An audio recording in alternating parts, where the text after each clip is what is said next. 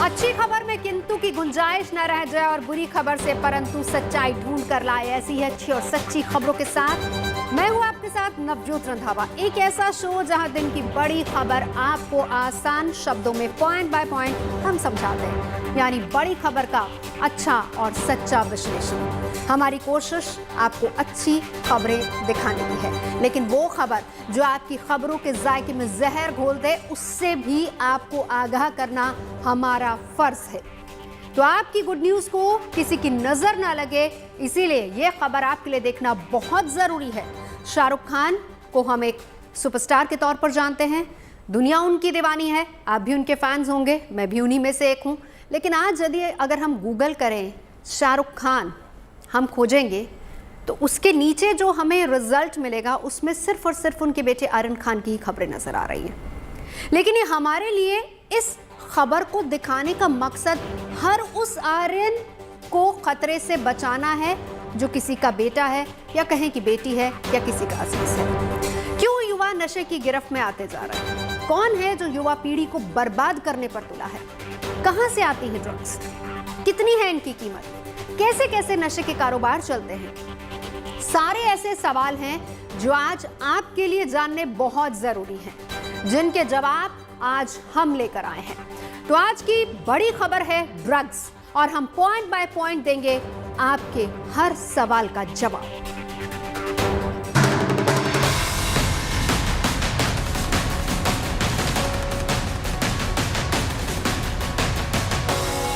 Cruise drugs party पर NCB की red और गिरफ्तारी से बॉलीवुड में हड़कंप मचा है।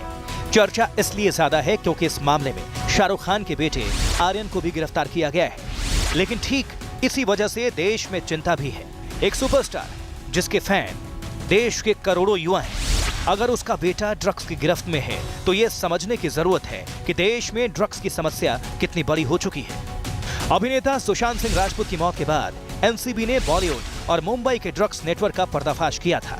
बॉलीवुड के कई जाने माने नाम एनसीबी की रडार पर आए हैं, जिनसे पूछताछ हुई है, और कई ड्रग पेडलर्स को गिरफ्तार किया गया है।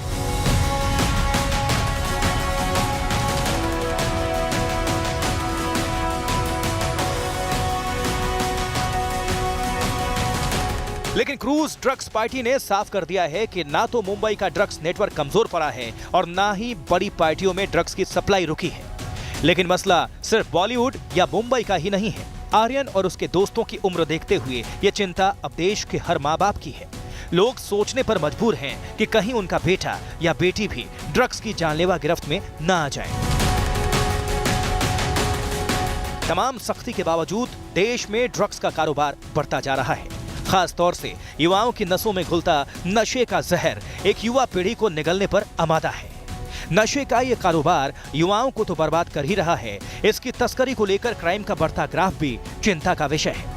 UN office of drug and control की रिपोर्ट के मुताबिक 2016 में दुनिया भर में सप्लाई होने वाले कुल गांजे का 6% यानी लगभग 300 टन गांजा अकेले भारत में जब्त किया गया था। यही नहीं, 2017 में यह मात्रा बढ़कर 353 टन हो गई। वहीं 2017 में भारत में 3.2 टन चरस सीज की गई। एक अनुमान के मुताबिक भारत में ड्रग्स और नशे का सालाना अवैध कारोबार लगभग 10 लाख करोड़ रुपए का है। पिछले कुछ सालों में ड्रग्स की बढ़ती डिमांड के चलते ड्रग्स की कीमतों में भी जबरदस्त उछाल आया हुआ है। पिछले 10 सालों की अगर बात करें तो लगभग 2 गुना से 5 गुना तक कई ड्रग्स के दाम बढ़ चुके हैं। इसमें से सबसे ज़्यादा अगर किसी ड्रग्स की कीमत में बढ़ोतरी हुई है तो वो है कोकीन। पहले जो कोकीन 1000 से 2000 रुपये प्रति ग्राम बिकती थी, वो आज की तारीख में 5000 रुपये से लेकर तो 15000 रुपये ग्राम तक बिकती है। इसके अलावा गांजा जो पहले 100 रुपये से 500 रुपये प्रति 10 ग्राम बिकता था, वो आज की तारीख में 3000 रुपये से 5000 रुपये प्रति 10 ग्राम बिकता है। सच्चाई ये है कि देश के छोटे बड़े हर शहर में नई ड्रग्स का खतरा मौजूद है, जिसके निशाने पर युवा पीढ़ी है।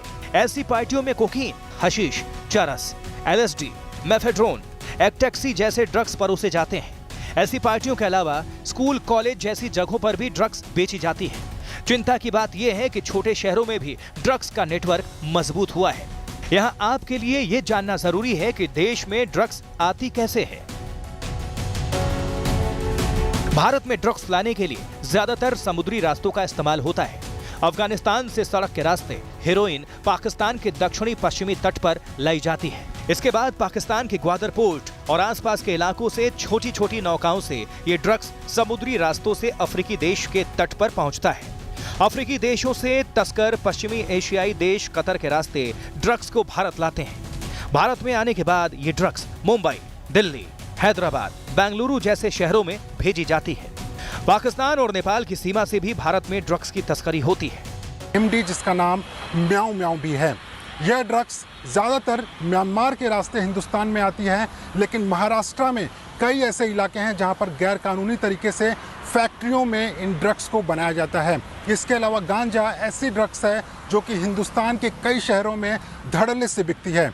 इस ड्रग्स को हिमाचल प्रदेश के कई शहरों से हिंदुस्तान के कोने कोने तक पहुंचाया जाता है, लेकिन पैसों वालों के बीच में सबसे ज़्यादा डिमांड में साउथ अमेरिकन वीड होती है, जिसको साउथ अमेरिकन गांजा भी बोलते हैं, और इसकी कीमत भी काफ़ी ज़्यादा रहती है और ये सीधा अमेरिका से हिंदुस्तान में कई तरीकों से पहुंचाया जाता है। ड्रग्स ने मुंबई के अलावा दिल्ली, गोवा, नॉर्थ ईस्ट और पंजाब में बड़ी तादाद में युवाओं को अपनी गिरफ्त में ले रखा है। एक बड़ी आबादी ड्रग्स पेडलर्स के निशाने पर है। हर साल करोड़ों के ड्रग्स जब्त किए जाते हैं, लेकिन उससे ज्यादा ड्रग्स की खपत है और यही चिंता की बात है, क्योंकि ये एक ऐसा खतरा है जो न सिर्फ देश के वर्तमान बल्कि भविष्य को भी बर्बाद कर सकता है। Bureau report, good news today. Drugs हमारे देश में एक बहुत बड़ी चुनौती है। ऐसा नहीं है कि इसके खिलाफ सख्ती नहीं होती। ड्रग्स का इस्तेमाल करना या फिर इसकी खरीद फरोख्त करना कानूनन अपराध है। सिर्फ हमारे देश में ही नहीं, बल्कि अगर हम दुनिया के तमाम मुल्कों की भी बात करें तो ड्रग्स को लेकर सजा के बहुत कड़े प्रावधान हैं। हमारे यहाँ भी इसको लेकर सख्त कानून बने हैं। यहाँ तक कि ड्रग्स केस में अगर ज़्यादा गंभीर हो या फिर कहें कि कई अदालतें ऐसी हैं जो खुद के विवेक से मौत तक की सज़ा सुना सकती हैं अगर मामला ज़्यादा गंभीर हो जाता है। तो ऐसे में आप ज़रूर जानना चाहेंगे कि हमारे देश में ड्रग्स को लेकर आखिर कौन कौन से कड़े कानून हैं और इन कानूनों के तहत सज़ा क्या होती है। हमारे देश में बात भारत की कर रहे हैं। Narcotics drug and psychotropic substance act यानी कि NDPS एक्ट 1985 और NDPS एक्ट 1988 दो मुख्य कानून हैं जो ड्रग संबंधी मामलों में लागू होते हैं। इस कानून के मुताबिक नार्कोटिक्स ड्रग या फिर साइकोट्रोपिक पदार्थों को बनाना या रखना दोनों ही गैर कानूनी है। इसके अलावा प्रतिबंधित ड्रग्स का आयात निर्यात भी गैर कानूनी माना गया है। सिर्फ मेडिकल या फिर वैज्ञानिक कारणों से ही विशेष मंजूरी, स्पेशल मंजूरी की इसमें जरूरत होती है, उसके बाद ही आप इसका इस्तेमाल कर सकते हैं। अब सवाल यहाँ पर यह है कि पहली बात, नार्कोटिक्स और साइकोट्रोपिक ड्रग्स होते क्या हैं, मतलब कि हम कैसे इस बात को जानेंगे, समझेंगे कि कौन सा ड्रग प्रतिबंधित है और उसकी पहचान किस तरीके से होती है। तो आपके इस सवाल का जवाब भी हम आपको बताते हैं। प्राकृतिक चीज़ों से बनने वाले ड्रग्स जैसे कि चरस, गांजा, अफीम, हेरोइन, कोकीन, मॉर्फिन वगैरह, ये सब नार्कोटिक्स कहलाते हैं। जबकि केमिकल या फिर सिंथेटिक तरीके से तैयार किए गए ड्रग्स जैसे कि LSD, MMDA, अल्प्राजोम वगैरह, ये सारे साइकोट्रोपिक ड्रग्स कहलाते हैं। इनमें से कुछ दवाएं जीवन रक्षक भी होती हैं, लेकिन बिना मेडिकल सलाह के अगर आप इन्हें ज़्यादा मात्रा में ले लें तो ये नशे का काम करती हैं।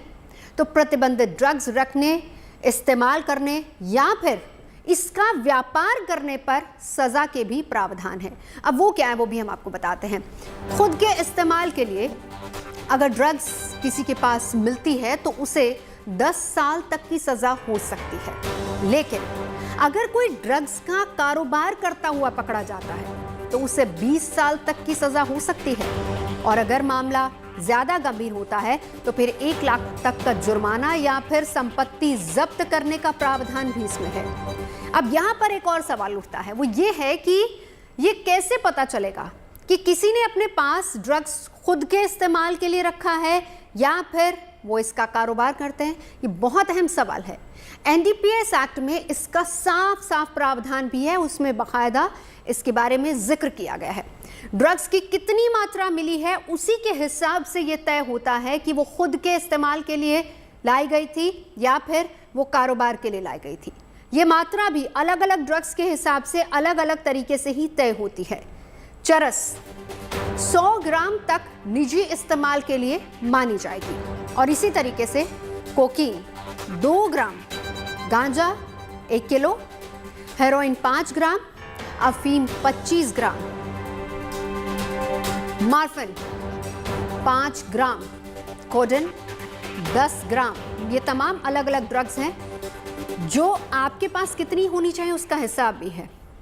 एमडीएमए आधा ग्राम तक निजी इस्तेमाल के लिए सही यानी कि ठीक मानी जाती है, लेकिन उससे ऊपर अगर कोई भी ड्रग मिल जाए तो फिर उसे ड्रग ट्रैफिकर माना जाएगा, यानी कि वो इसका कारोबार या फिर इसका व्यापार करता है और इसमें कितनी तादाद में ड्रग्स मिलती है उसके हिसाब से ही सजा तय होती है।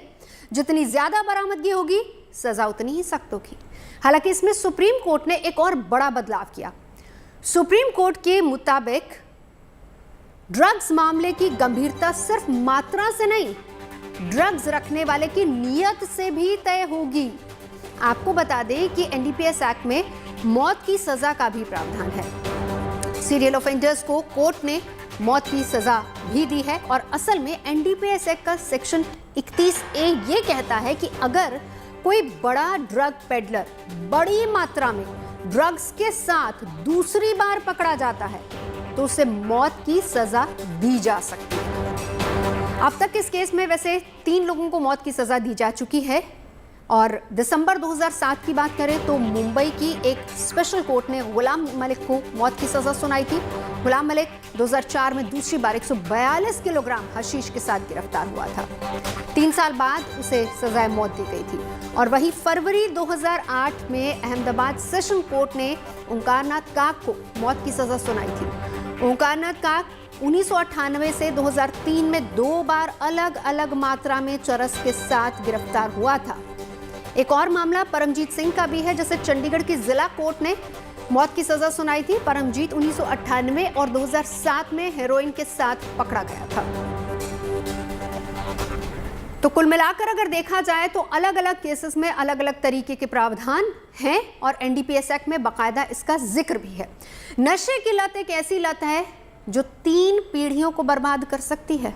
इसके तमाम उदाहरण आपके आसपास भी मिल जाएंगे, पर सवाल यहाँ पर यह उठता है कि क्या कोई ऐसा तरीका है जिससे ये पहले से पता चल सके या पहचाना जाए कि कोई शख्स नशे का आदी हो गया है? जवाब है हाँ। बल्कि आजकल तो डॉक्टर्स खुद माता पिता को अक्सर ये सलाह देते हैं कि अपने बच्चों के व्यवहार पर आप गौर कीजिए, तभी आपको पता चल जाएगा कि आपको करना क्या है। तो ये हम आपको बताते हैं कि किस तरह के बदलाव आते हैं और कैसे आप अपने बच्चे को या आसपास के किसी अजीज को जज कर सकते हैं।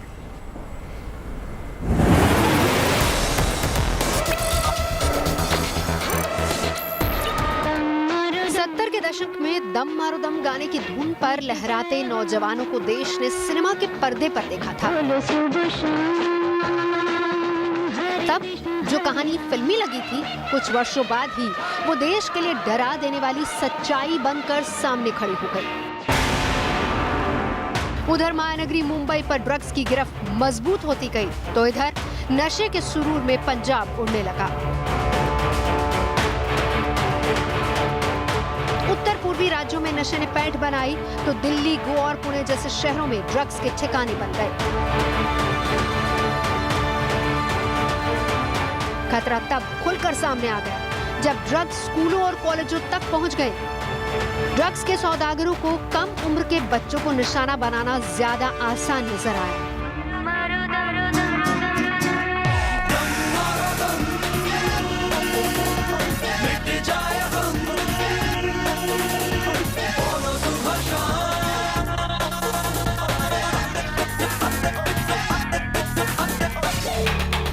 आज ड्रग्स मामले में आर्यन खान की गिरफ्तारी की चर्चा है, लेकिन सच पूछिए तो चुनौती देश के हर माँ बाप के सामने खड़ी है, क्योंकि उन्हें सतर्क रहना है और अपने बच्चों को संभालना है। नशे की लत लगना जितना आसान है, उससे निजात पाना उससे कहीं ज्यादा मुश्किल है।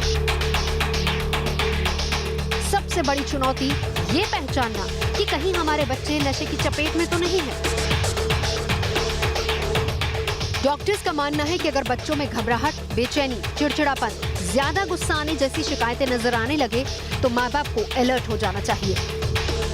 सबसे ज्यादा दिमाग के ऊपर असर पड़ता है, क्योंकि दिमाग की जो न्यूरॉन्स होते हैं, जो ब्रेन डेवलपमेंट होती है, वो रुक जाती है। लोगों की फैसला लेने की ताकत, डिसीजन मेकिंग कैपेसिटी कम हो जाती है। हेलुसिनेशंस होते हैं, नोजिया, वोमिटिंग होने लग जाती है, और ज्यादातर बच्चे जो यंग एज में लेते हैं स्कूल ड्रॉप आउट्स हो जाते हैं। वो तेज रफ्तार जिंदगी में अक्सर माता पिता अपने बच्चों में आ रहे बदलावों को भाप नहीं पाते, लेकिन ये लापरवाही आपको भारी पड़ सकती है। जरूरी है कि घर के युवा लड़के लड़कियों के बर्ताव पर गौर किया जाए, क्योंकि नशे की लत होने पर बच्चा या युवा खोया खोया सा नजर आता है। वो हमेशा सुस्त दिमाग दिखेगा और लोगों से बात करने में भी कतराएगा। उसके दोस्त बदल जाएंगे, उसके बर्ताव में बदलाव नजर आएगा। सबसे बड़ी बात यह कि उसे भूख और नींद की समस्या हो सकती है। मनोवैज्ञानिक असर ये पड़ता है कि बच्चा एक अलग ग्रुप में चला जाता है जो लोग ड्रग का सेवन करते हैं, और उसका विकास नहीं हो पाता। सेक्सुअली ट्रांसमिटेड डिजीजेज होती हैं, वो भी होने लग जाती हैं, क्योंकि नशे के अंदर बच्चा उन सब चीजों में लिप्त हो जाता है। नशे के कारोबारियों से बच्चों को बचाना सबसे पहली चुनौती है, लेकिन उससे बड़ी चुनौती ये है कि अगर बच्चा या घर का युवा लड़का नशे की गिरफ्त में आ जाए तो क्या किया जाए। सबसे पहले जरूरी ये है कि उसे दोस्ताना तरीके से समझाइए, सही राह पर लाने के लिए डांट डपट नहीं करे, भावनात्मक समर्थन दे और दबाव से निकालने में पूरा परिवार उसका साथ दे। नशे के सौदागर जो धीमा जहर नई पीढ़ी को दे रहे हैं, उससे परिवार, समाज और भारत का भविष्य बर्बाद होने की आशंका है। यकीनन ड्रग्स के नेटवर्क को खत्म करने की जरूरत है, लेकिन साथ ही जरूरी ये भी है कि हम सभी ड्रग्स को रोकने का संकल्प लें, ड्रग्स के खिलाफ कंधे से कंधा जोड़कर खड़े हो जाएं। Bureau report, good news today.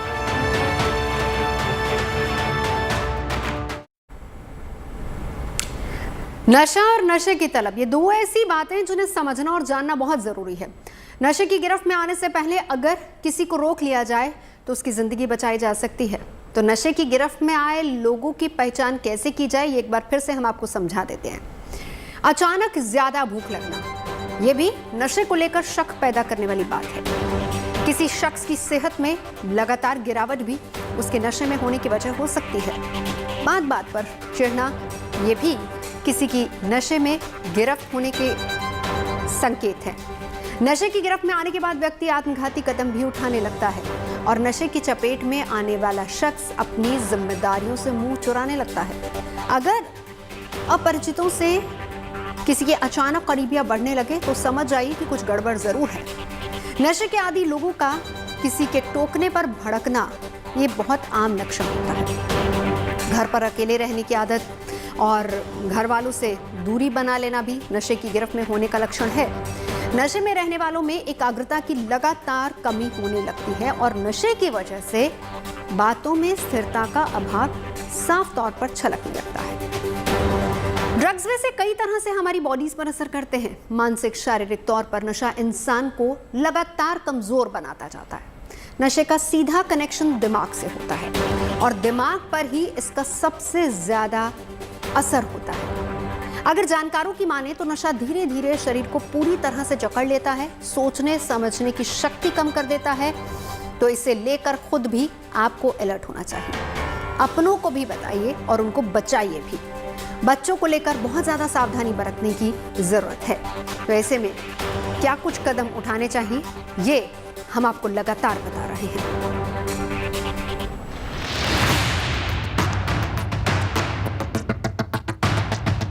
नशा एक आदत है और एक तय समय के बाद दिमाग इसकी डिमांड करता है। ड्रग्स या मादक दवाएं मानसिक तौर पर उत्तेजित करती हैं या फिर नींद या भ्रम की हालत में लेकर जाती हैं। एक्सपर्ट्स के मुताबिक नशे को दो हिस्सों में बांटा जा सकता है। पहला होता है पारंपरिक नशा। इसमें तंबाकू, अफीम, भुक्की, खैनी, सुल्फा और शराब शामिल है। या इन पारंपरिक नशे के अलावा नए जमाने में नशे के लिए नए नए पदार्थों का इस्तेमाल होने लगा है। इसे सिंथेटिक नशा कहते हैं। इसमें smack, heroin, cocaine, crack cocaine, LSD, एक्टेक्सी आते हैं। जैसे ड्रग्स अलग अलग होते हैं, उसी तरह ड्रग्स का असर भी अलग अलग तरह से होता है। आमतौर पर जब कोई ड्रग्स लेता है तो वो खुद को काफी एनर्जेटिक महसूस करता है। जो चीज उसे परेशान कर रही है या तनाव दे रही है, वो कुछ वक्त के लिए उसे भूल जाता है, जिसे डिसइनोवेटिव बिहेवियर कहा जाता है। जब नशा ज्यादा मात्रा में होता है तो नींद, थकान, बेचैनी और घबराहट जैसी चीजें दूर हो जाती हैं और ड्रग्स लेने वालों को लगता है कि उसका कॉन्फिडेंट लेवल काफी बढ़ चुका है, जबकि हकीकत में इंसान सही गलत में जल्दी फर्क नहीं कर पाता है और सोचने समझने की उसकी शक्ति कम हो जाती है। नशा कोई भी हो, लीवर, किडनी और फेफड़े से ज्यादा दिमाग को नुकसान पहुंचाता है। दिमाग में एक सर्किट होता है जिसे रिवॉर्ड पाथवे कहते हैं। जब दिमाग उत्तेजित होता है तो ये डोपामाइन नाम का केमिकल छोड़ता है। डोपामाइन रिलीज होने पर इंसान को आनंद की अनुभूति होती है। लगभग सभी तरह से नशे के उत्पाद दिमाग पर इस तरह का असर दिखाते हैं और यही वजह है कि लोग जल्द ही नशे के आदी हो जाते हैं। लेकिन ये शारीरिक और मानसिक स्वास्थ्य को नुकसान पहुंचाता है।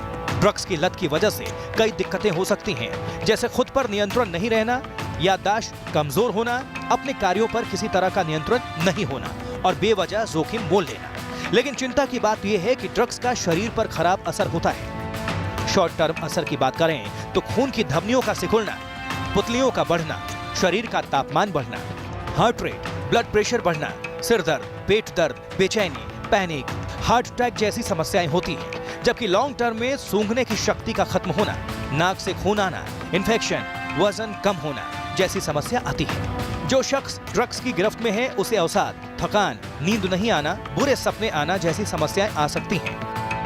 सुस्ती बहुत ज़्यादा रहती है शरीर में। उसके अलावा आपका सबसे बड़ा जो साइन सिम्टम है वो है भूख और नींद। नींद में बहुत उतार चढ़ाव आते हैं, नींद आनी बंद हो जाती है या बहुत ज़्यादा सोता है व्यक्ति अगर वो किसी भी तरह के नशीले पदार्थ का सेवन कर रहा है। भूख क्योंकि बहुत ज़्यादा कम हो जाती है, एपेटाइट बिल्कुल डिक्रीज़ हो जाती है, तो उसकी वजह से आपको बहुत ही सिग्निफिकेंटली दिखेगा कि बच्चे का जो वज़न है वो बहुत कम हो गया है। लंबे वक्त तक किसी नशे का इस्तेमाल करने से दिमाग पर इसका स्थायी असर पड़ता है। ये असर नशा छोड़ने के बाद भी कई सालों तक बना रह सकता है और कई गंभीर बीमारियों का कारण बन सकता है। Bureau report, good news today. Drugs को लेकर जरूरी जानकारी हम आपको इसलिए दे रहे हैं क्योंकि एक जिम्मेदार माँ बाप के तौर पर आप अलर्ट हो जाइए। सतर्क रहना बहुत जरूरी है क्योंकि इस मामले में आपकी लापरवाही बहुत भारी पड़ सकती है।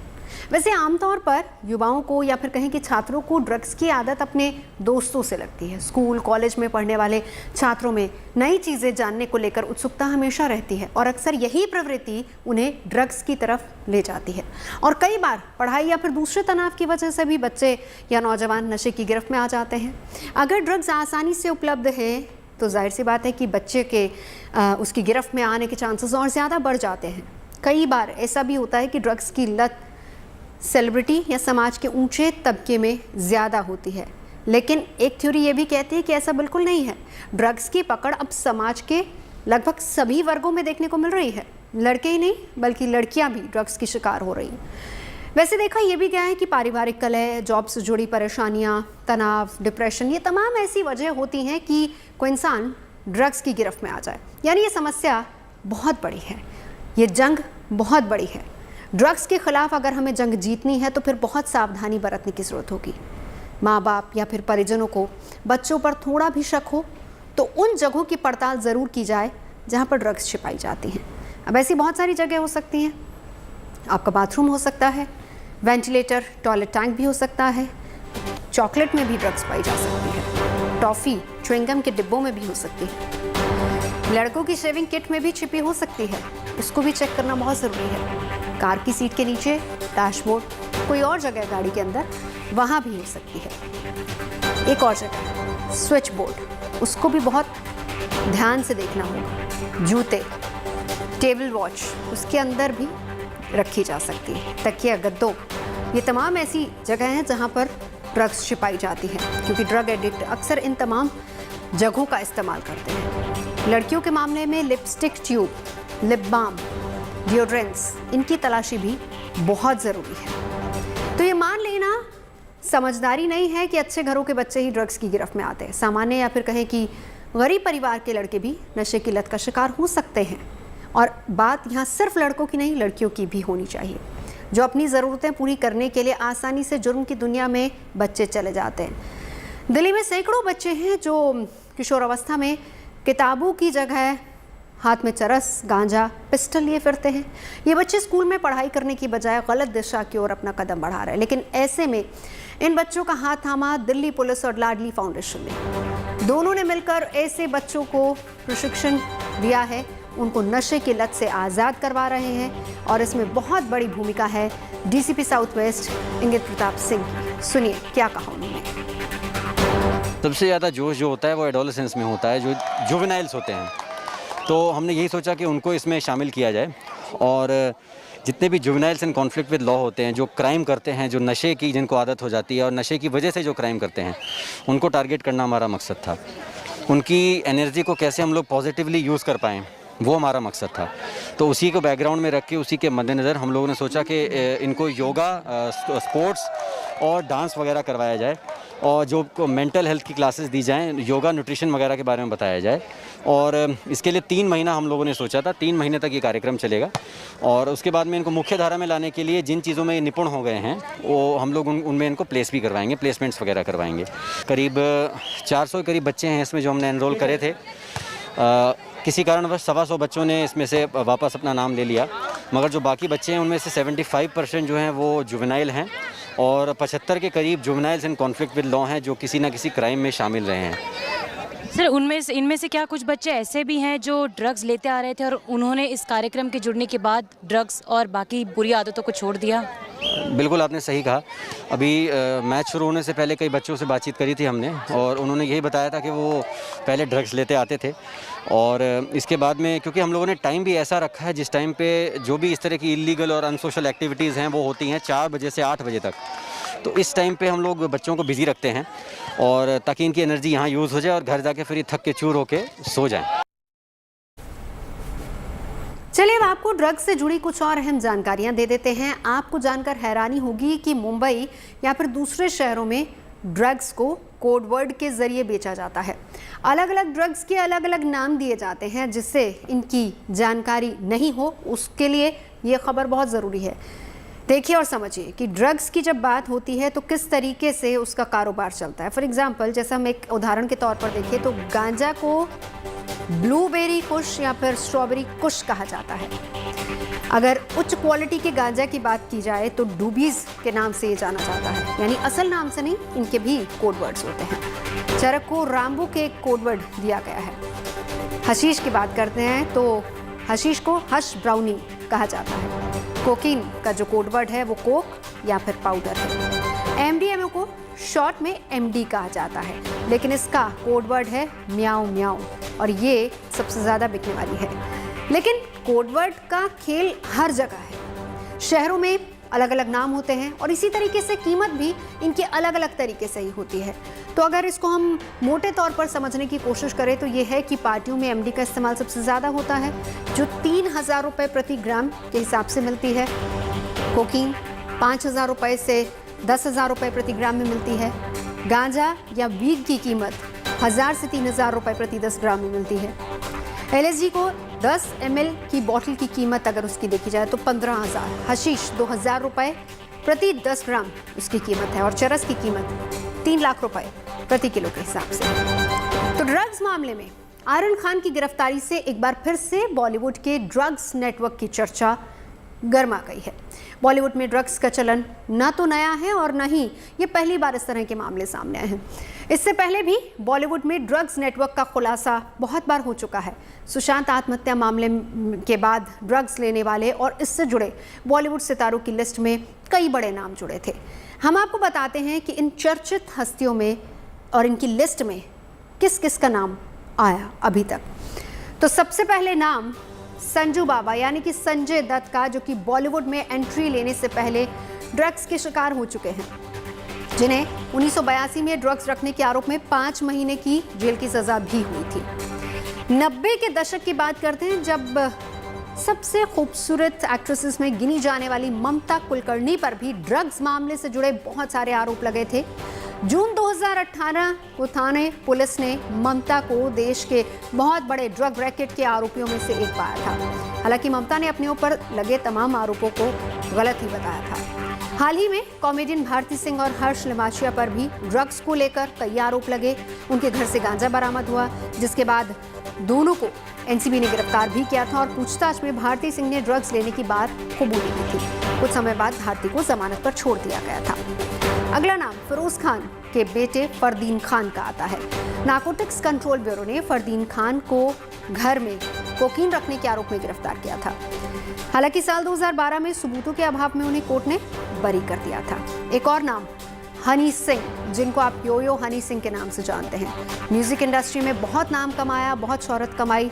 म्यूजिक और बॉलीवुड इंडस्ट्री में उनका बोलबाला था एक वक्त में, लेकिन नशे की लत ऐसी लगी कि करियर पूरा खराब हो गया। हनी सिंह ड्रग्स के चंगुल में ऐसे फंसे कि उन्हें 1 साल तक रिहैब सेंटर में रहकर अपना इलाज करवाना पड़ा। हालांकि एनसीबी की जांच में बॉलीवुड में ड्रग्स सिंडिकेट का खुलासा होता रहता है। कई सितारे ऐसे हैं जो इसकी चपेट में आए हैं, जिन पर ड्रग्स लेने के संदेह भी थे, जिसमें दीपिका पादुकोण से लेकर सारा अली खान तक बहुत सारे सितारे थे। एनसीबी के निशाने पर रहे, उनको बुलाकर पूछताछ भी होती रही। बॉलीवुड और ड्रग्स का नाता काफी पुराना है, तो भले ही वो संजय दत्त हो या अब आर्यन खान, जिन पर अब ये ड्रग्स के सेवन का आरोप लगाया हुआ है, काफी नामी गिरामी हस्तियां इसकी चपेट में आ चुकी है। तो इसीलिए एनसीबी की इन्वेस्टिगेशन भी बहुत महत्वपूर्ण है, क्योंकि एनसीबी का कहना है कि ये ड्रग्स और बॉलीवुड का जो नाता है उसकी पूरी इन्वेस्टिगेशन करेंगे और उसे उखाड़कर फेंकना चाहते हैं। मुंबई से कैमरा पर्सन महेश मोरे के साथ पूर्वा चिटनिस, गुड न्यूज टुडे। तो ये खबर